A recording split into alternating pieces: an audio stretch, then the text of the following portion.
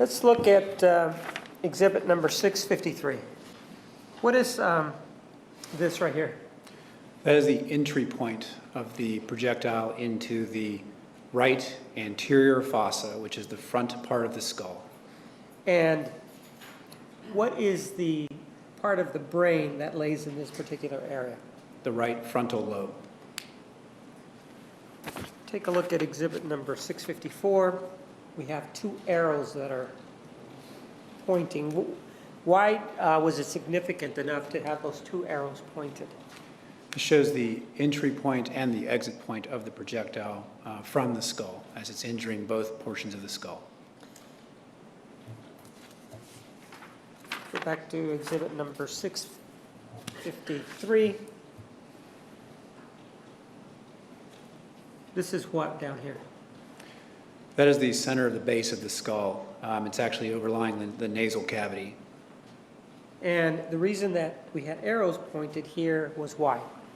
Well, normally there's intact bone there. There's a plate there, and it has been torn away by the bullet that has begun to tumble and deform. So that's why we have a larger exit point and a smaller entry point. So you can see that it enters the skull here, and the reason why we have a larger fractured exit point is because the bullet has begun to tumble and deform, and you get a larger exit as the bullet is deformed by the bone. So it isn't a situation where the bullet then goes down in this direction, but it actually keeps going this direction, Yes, correct? it goes down below the skull into the face. And if it goes down in that direction, do you have an opinion as to what would have happened once that shot was struck Mr. Alexander in the front portion of his face? If it had been the last wound, nothing, because he was already dead. Okay. It's the first wound, and it's passing through his frontal lobe. That bullet is tumbling and deforming. It's causing a large temporary cavity, which is involving areas of brain even away from the frontal lobe. But this person would have collapsed. Is there something to a bullet involving, for example, concussive effect? In other words, it's not just the item that's going through, but is there any sort of, for lack of a better term, radiation of energy that goes from there? The bullet, as it passes through something soft, like brain, will create what's called a temporary cavity.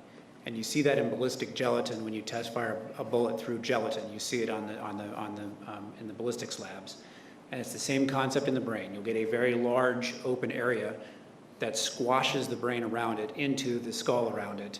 And then that will collapse back down, and you may be able to see a wound track, but in this case we don't. But it damages areas of the brain away from the frontal lobe. Even only passing through that one part of the brain, other areas of the brain are involved and damaged. And so if this was the first shot, what is your opinion as to whether or not Mr. Alexander would have been incapacitated? He would have been incapacitated. And would this have been an immediate sort of reaction, seconds? Yes. And by seconds, how many seconds would you indicate?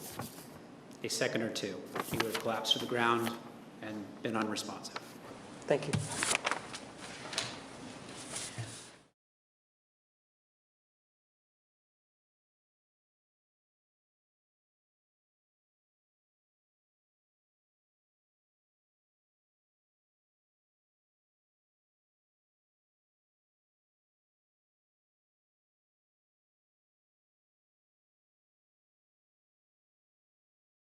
Thank you.